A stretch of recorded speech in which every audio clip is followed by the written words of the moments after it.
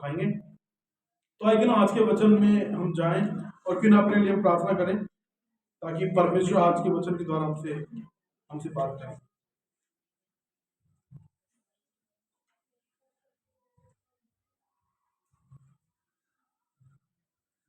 प्रार्थना समय में हम अपने लिए प्रार्थना करें और आज के जो हम सब आए हैं हम सब कलीसिया के लिए प्रार्थना करें ताकि वचन सरलता से सरल शब्दों में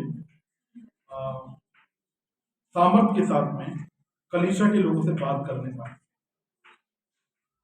पिता परमेश्वर, हम यीशु मसीह के नाम से आपके पास आते हैं विनम्रता के साथ। हम धन्यवाद करते हैं कि प्रभु आप हमारे परमेश्वर हैं, आपने हमको अनंत जीवन के लिए चुन लिया है और मेरी प्रार्थना जिनको अभी तक नहीं चुना है आप अपना अनुग्रह करें।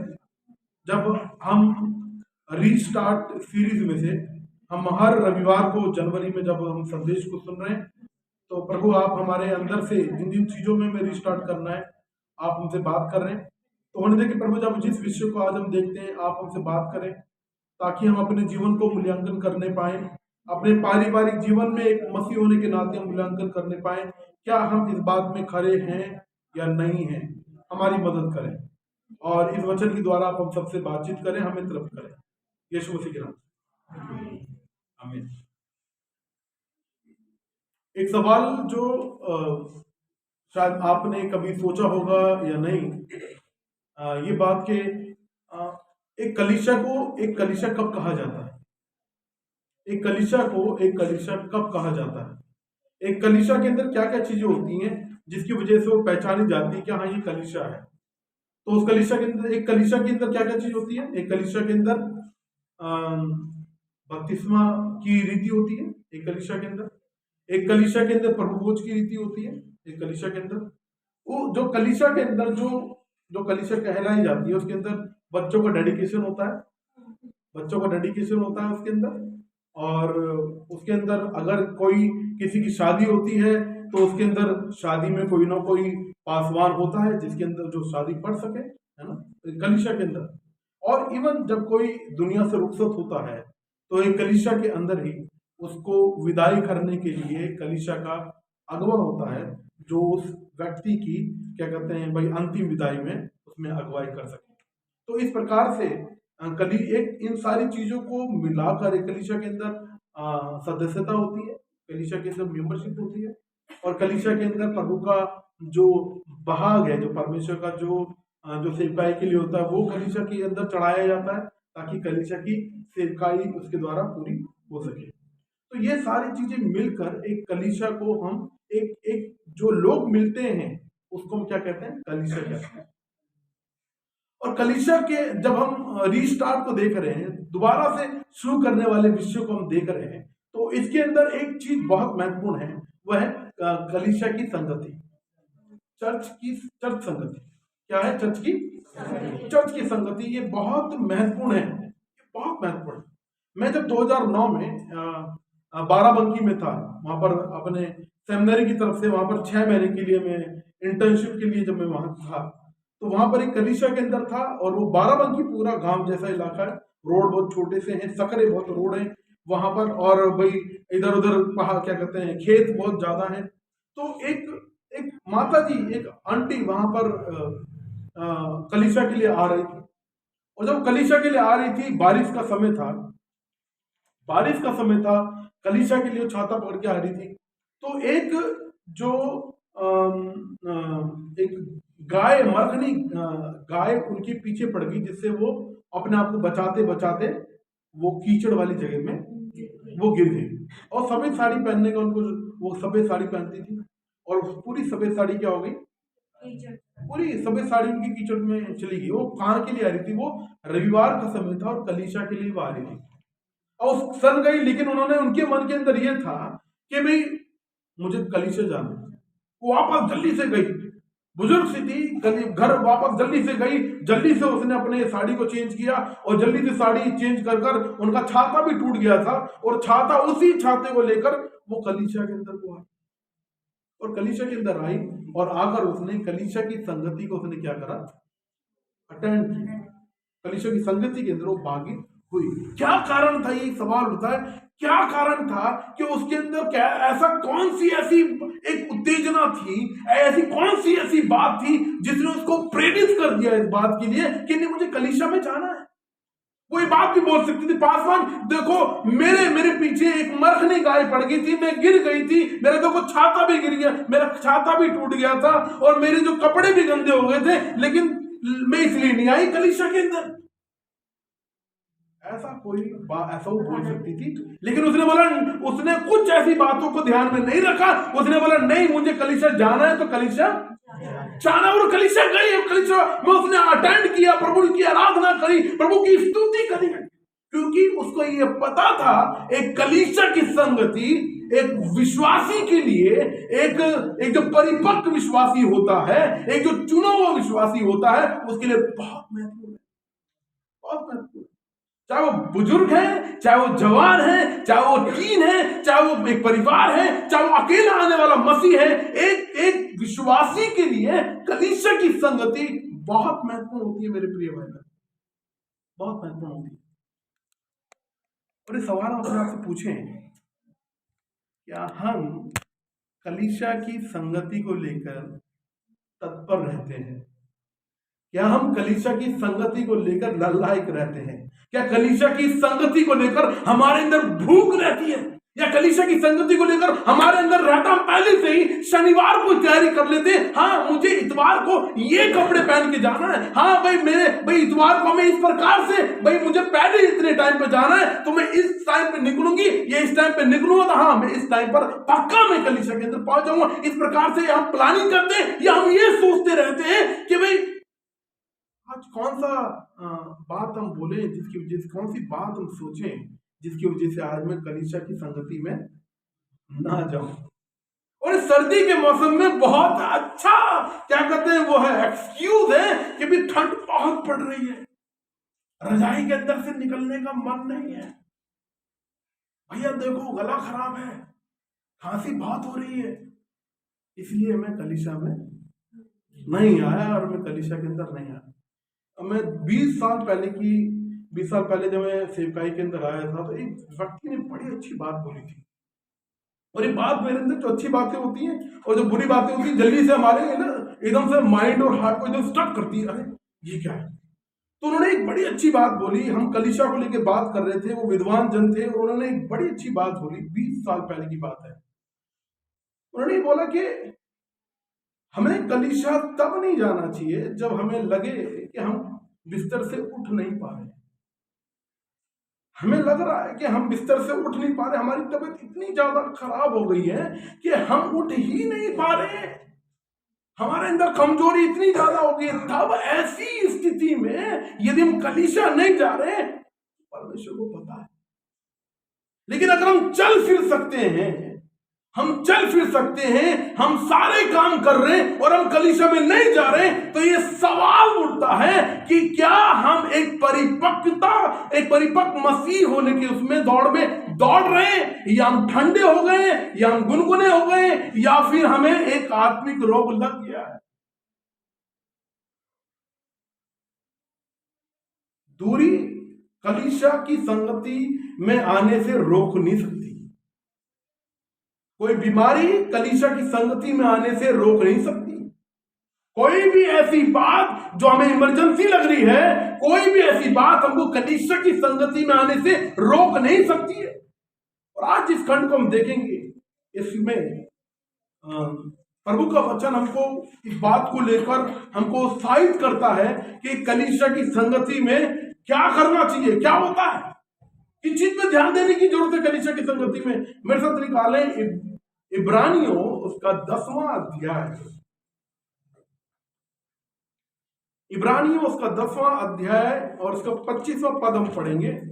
और कई लोग ये मानते हैं कि भाई इसको लिखने वाला अज्ञात व्यक्ति है, अज्ञात मसीह व्यक्ति है, और कई लोग ये मानते हैं कि भी इसको लिखने वाला पौलुस है, पौलुस के द्वारा इस पत्री को लिखा गया है।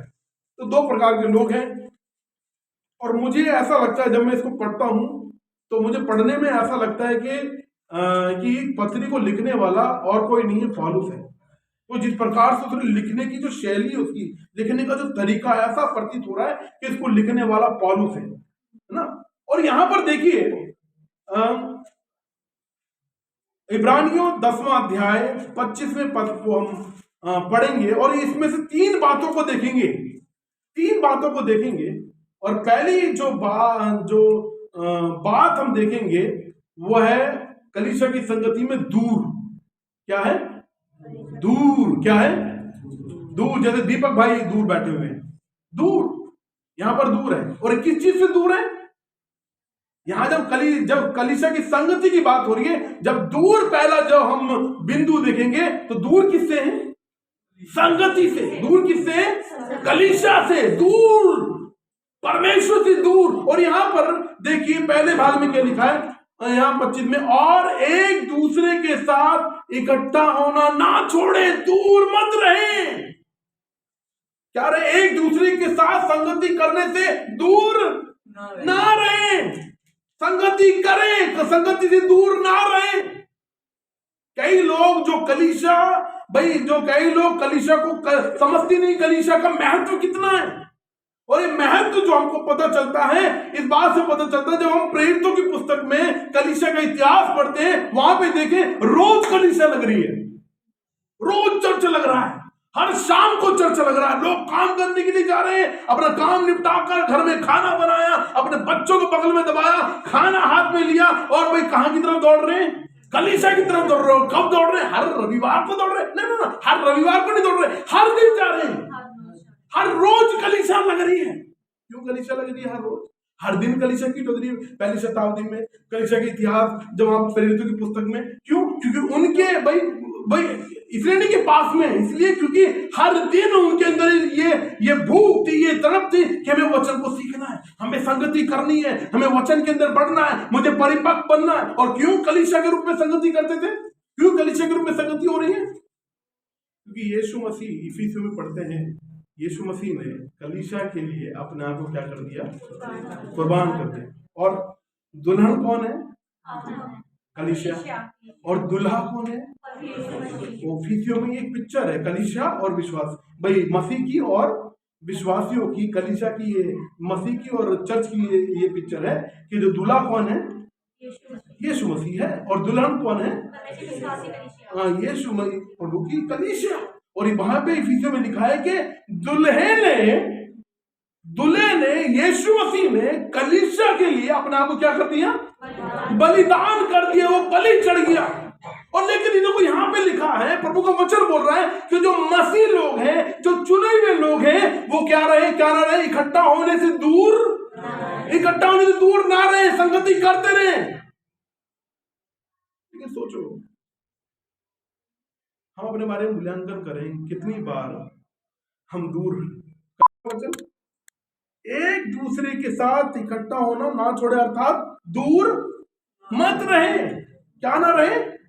दूर मत रहे। एक दूसरे के साथ संगति करना मत छोड़े, संगति करते रहे। जब मौका मिले, जब क्या करें? संगति।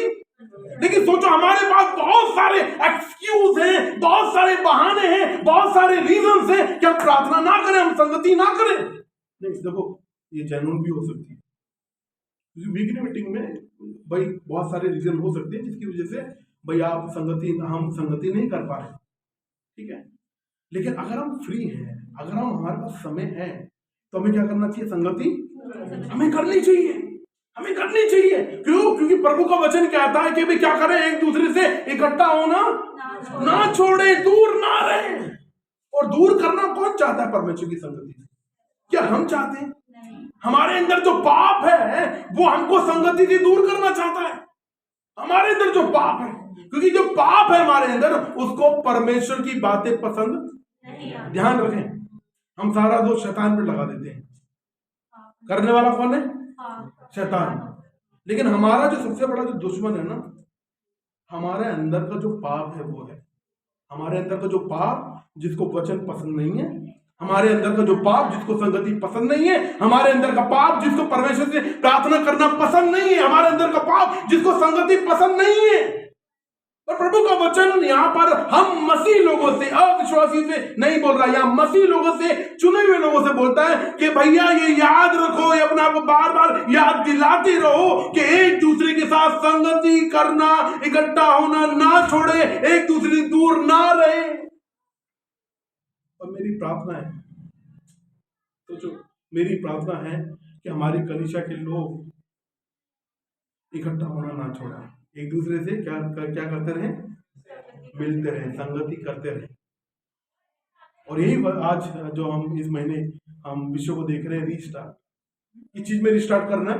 रिस्टार्ट किस में करना है? दूर होना। अब हमको दूर किससे होना है? ऐसी बातों से दूर होना है जो हमको संगति करने से रोक रही है। अब हमें पास किसके होना है? हमें प्रभु के मसीह लोगों से, जो प्रभु के चुने हुए लोग हैं, ऐसे लोगों के करीब रहना, ताकि उनके साथ मिलकर हम क्या कर सके? संगति कर सके। पहली बात जो हमको कलीसिया संगति में ध्यान देने की जरूरत है, हमें प्रभु से दूर, हमें क्या करना है? क्या करना है? इकट्ठा होना छोड़ना नहीं, हमें संगति करना है। और दूसरी बात हमें बोलता है, और जैसे कि कितनों की रीति है, पर एक दूसरे को समझाते रहे। क्या करें? एक दूसरे को समझाते रहे।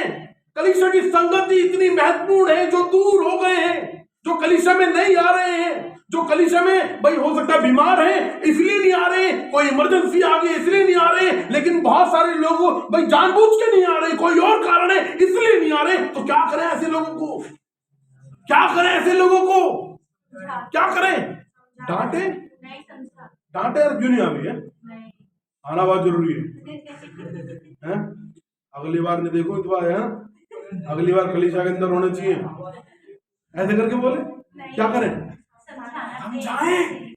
क्या समझाएं? पहले पूछे भैया आपका हालचाल कैसा, आप कैसे, आप कलीसिया में क्यों नहीं आए? अच्छा बीमार थे, उनके लिए प्रार्थना करें। और अगर कहीं गए हुए थे तो उनको इंकरेज करें, समझाएं। नहीं भैया, अभी कलीसिया में हमारा महत्व होना चाहिए, कलीसिया की तरफ को आना है।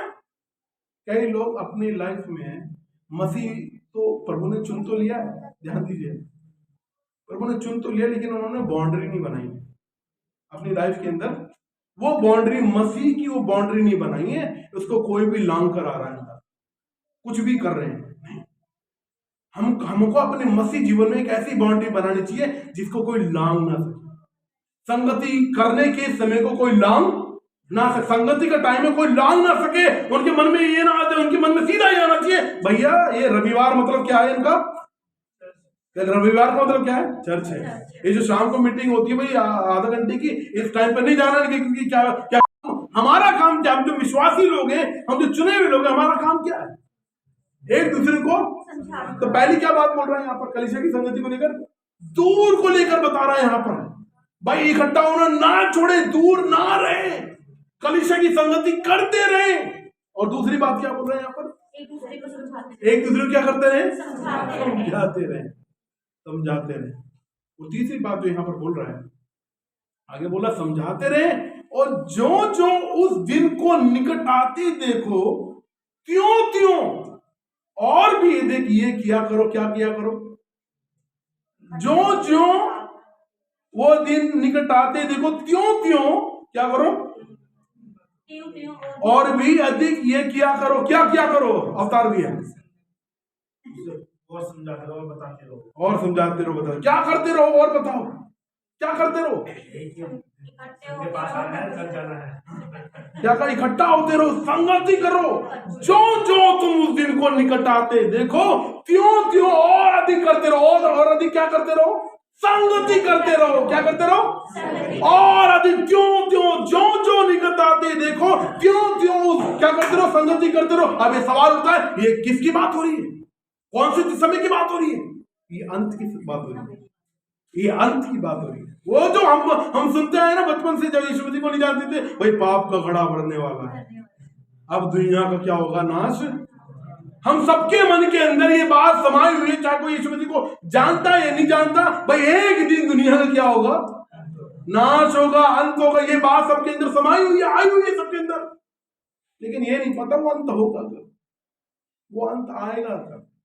और यही बात प्रभु का वचन हमको बार बार हर एक समय बताता है, वो अंत तब होगा जब यीशु मसीह अपनी दुल्हन को लेने के लिए आएंगे। 15 तारीख को मार्च में हमारे दीपक भाई कहाँ जाएंगे?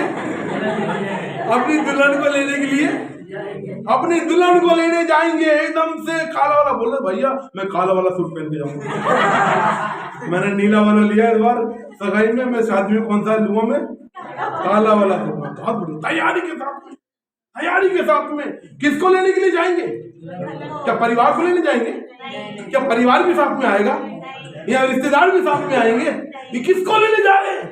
दुल्हन को। तो यही बात यहाँ पर बोल रहा है प्रभु का वचन, जो जो त्यों तो 100% है, जो पूरा कर रहे हैं उनका 100% है। लेकिन परमेश्वर, हम तो, मैं तो हाथ देखो, पादरी को पता चल गया ये 100% जाएगा, लेकिन परमेश्वर को पता है कौन 100% जाएगा। लेकिन जिसको चुन लिया, इतना याद रखें, वो कंफ्यूज नहीं करता। परमेश्वर जो है संदेह में नहीं रखता है। परमेश्वर संदेह को क्या करता है? संदेह दूर करता है। परमेश्वर संदेह को दूर करता है। और रीस्टार्ट में हमको क्या करने की जरूरत है? हम, हो सकता है 2023 में हमने बहुत बार कलीसिया की संगति को हमने मिस किया है, हमने छोड़ा है। कई जानबूझ के हमने नहीं किया कलीसिया की संगति। कई बार हमने बुधवार की, शुक्रवार की, गुरुवार की, मंगलवार की जो मीटिंग से अपने घर पर भी प्रार्थना नहीं रखवाई। सोचो कितना टाइम हो गया, बहुत टाइम हो गया।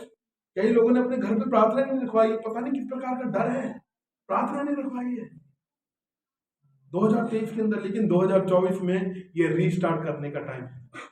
2023 के अंदर पुनः शुरू करने का टाइम है कि नहीं, मुझे कलीसिया की संगति को लेकर गंभीर होना है, अपने घर पे प्रार्थना कराना है। जो भी मीटिंग्स होती हैं, अगर मैं व्यस्त नहीं हूं, अगर मैं फ्री हूं,